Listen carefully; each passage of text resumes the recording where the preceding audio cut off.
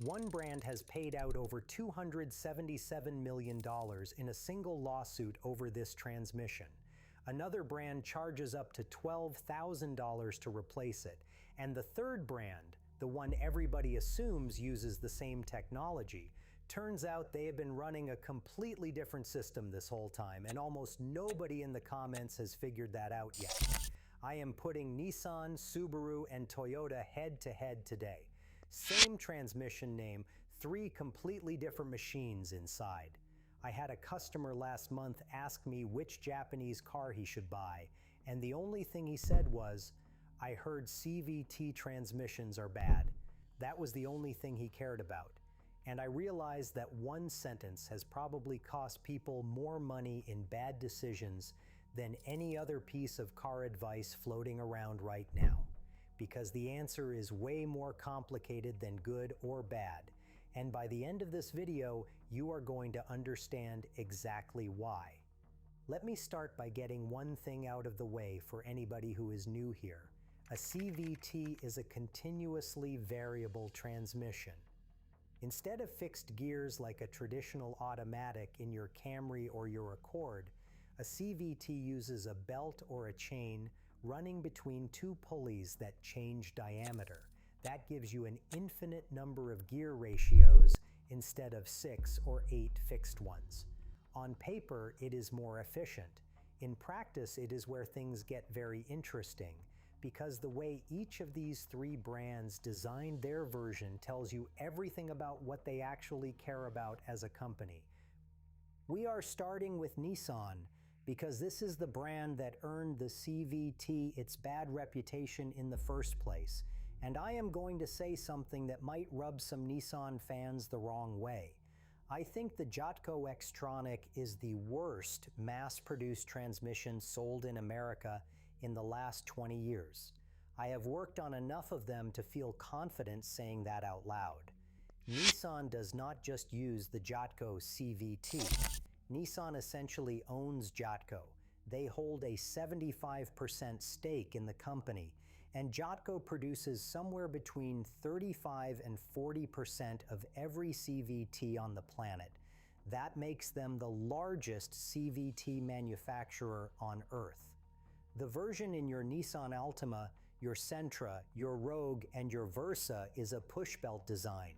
Picture a steel belt made of hundreds of tiny wedge-shaped segments compressed together, and that belt gets squeezed between two cone-shaped pulleys.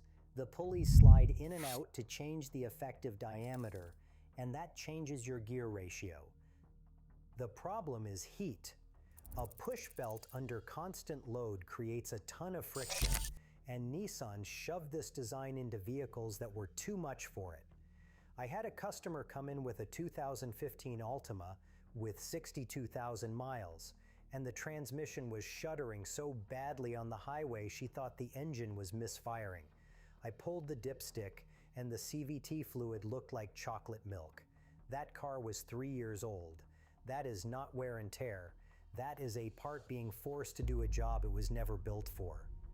The lawsuits back this up. 5 separate class action cases have gone through the courts covering the Altima, Sentra, Versa, Rogue, Pathfinder, and the Infiniti QX60. The Stringer case alone, covering the 2014 through 2018 Rogue and Pathfinder, settled for $277 million across nearly 2 million vehicles. Before those settlements even finished, Nissan quietly set aside $590 million to extend CVT warranties on roughly 3 million cars. You do not write a check that big if the problem is a handful of lemons.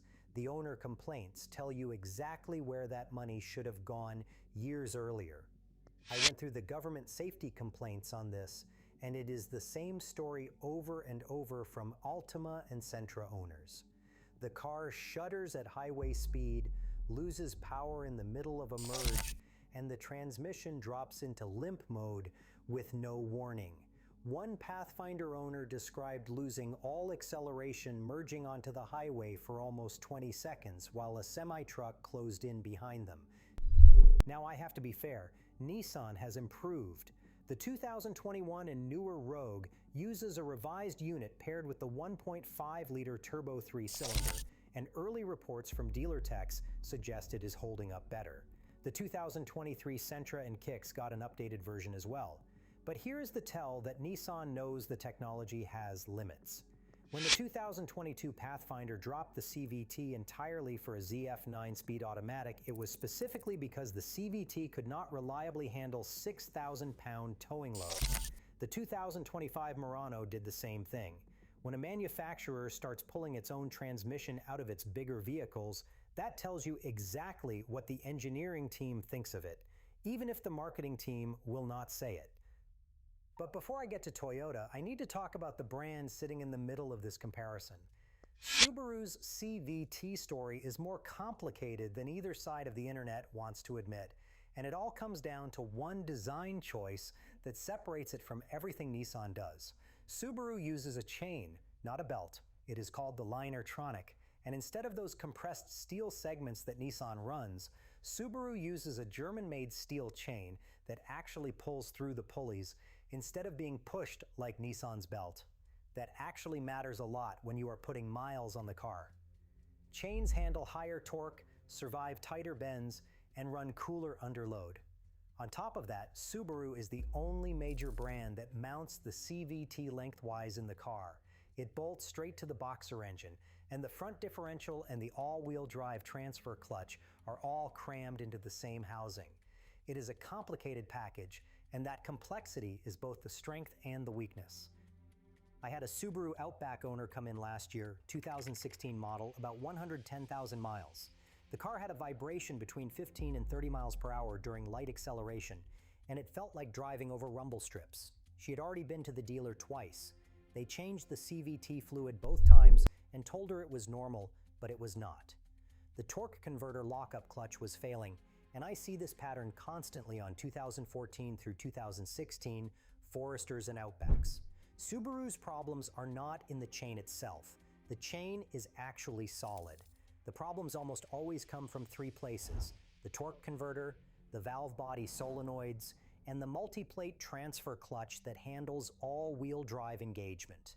That transfer clutch issue is why Subaru got hit with the Hickman lawsuit covering the 2019 and 2020 Ascent, which got final approval in April of 2024. Subaru pushed the Ascent CVT to handle 5,000 pounds of towing capacity, and the design was just not built to handle it. Forum owners described shuddering, bucking, and hesitation that got worse with mileage, not better. Subaru quietly extended CVT warranty coverage to 10 years and 100,000 miles on 2010 through 2018 models. On top of that, there have been 2 separate recalls on the Ascent and the Turbo Legacy and Outback. The chain guide was cracking because a software glitch let the clutch engage before the chain was fully clamped. Think about that for a second. A software bug was physically destroying a mechanical part inside the transmission. And here is the part that hits your wallet the hardest. A Subaru CVT replacement at the dealer runs $7,500 to $12,000. That is the most expensive of all 3 brands by a wide margin. An independent shop with a used unit can do it for $2,500 to $3,500, but the warranty might not cover a used part. If you own a Subaru and you are past 60,000 miles, I am begging you, change the CVT fluid, even though Subaru calls it a lifetime fill. That claim is borderline negligent in my opinion. Every independent transmission specialist I talk to recommends 30,000 mile drain and fill intervals. Subaru of Canada actually requires a change at 100,000 kilometers to keep the extended warranty valid, which is the exact opposite of what Subaru of America tells you. Same car, same fluid, different countries, different rules. That should make you angry. If you've been watching this channel for a while, you already know I do not sugarcoat stuff. And if you are finding this breakdown useful, hit subscribe, because I have a follow-up video coming on CVT fluid change procedures that I think a lot of Subaru and Nissan owners are going to want to see. Now let me get to Toyota, because this is where the entire conversation flips upside down, and I need to be upfront about something. I have been lumping Toyota in with other CVT brands for years, and I was wrong. I dug into the engineering on this one deeper than I usually go, and what I found changed how I think about this entire category. The Toyota Corolla and the Corolla Cross use what Toyota calls the direct shift CVT. It is a real belt and pulley design, but Toyota added something nobody else has. There is a physical metal gear, a real fixed ratio gear that handles launch and reverse. Below about 25 miles per hour, the belt is not even engaged. A planetary gear set and a clutch send torque through actual gear teeth, just like a traditional automatic. Above 25, the belt takes over. That one change takes the pressure off the belt at the exact moment it works the hardest, right when you go from a dead stop to moving. And it is the reason Toyota's belt unit has almost no class action history. The only meaningful recall covered about 3,400 units of the 2019 Corolla hatchback for a torque converter pump issue. That is it. Compare that to Nissan's numbers and the gap is staggering. But here is the real kicker, and this is the part I keep getting comments about ever since I mentioned it in my Prius video a few months ago. Toyota's hybrid transmission, the one in the Prius, the Camry hybrid, the Highlander hybrid, the Sienna, every single Lexus hybrid, is not a CVT. It never was. Toyota's marketing department calls it an electronic CVT because it drives like one. The engineers who designed it call it a power split device. Open one up and you will not find a single belt, chain, or pulley anywhere inside it. It is a single planetary gear set with two electric motor generators. One motor connects to the sun gear, the other connects to the ring gear, and the engine drives the carrier. The way it changes ratios is all electrical. The computer just speeds up one motor or slows down the other, and that shifts the ratio without anything grinding or sliding or wearing against anything else.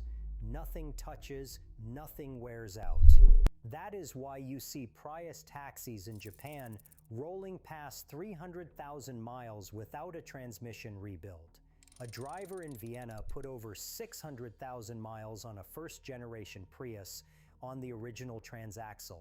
New York City's taxi fleet was nearly half hybrid by 2012, and those cars routinely crossed 250,000 miles on the original powertrain, getting hammered by a different driver every shift.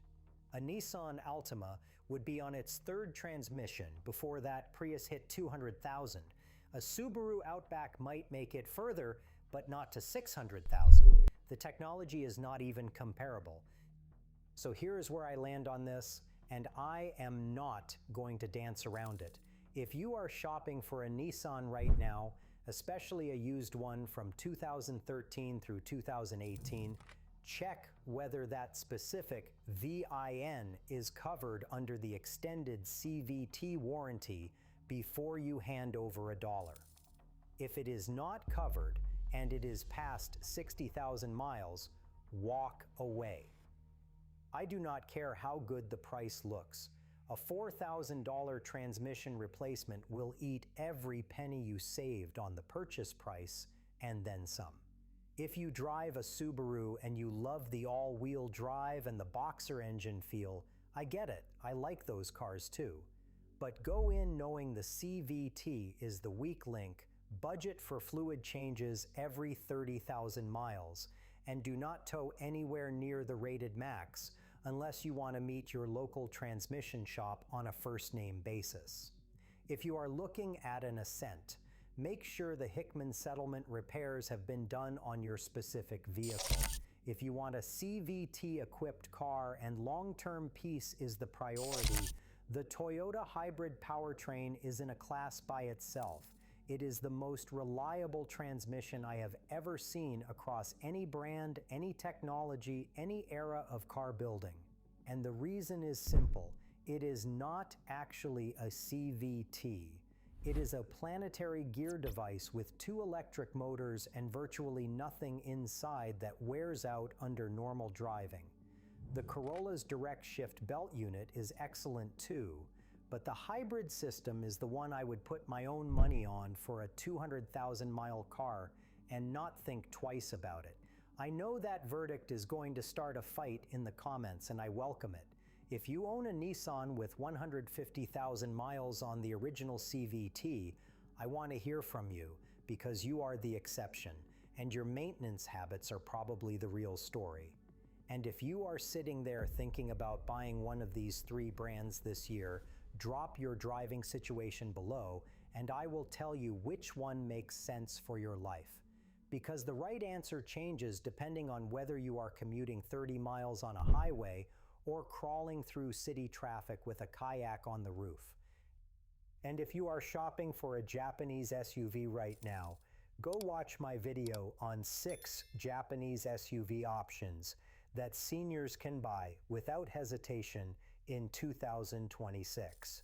I am not just saying that to keep you clicking. One of the transmissions I just broke down for you today is inside every single vehicle on that list, and now you know exactly why that matters. I will see you in that one.